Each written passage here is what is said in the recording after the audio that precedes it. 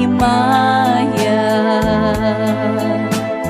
Nahugno na kunob na hunlak sa imong pagbiya. Walay ko kaluoy ako nga gibudhian. Walay ko kaluoy ako nga gitalikdan.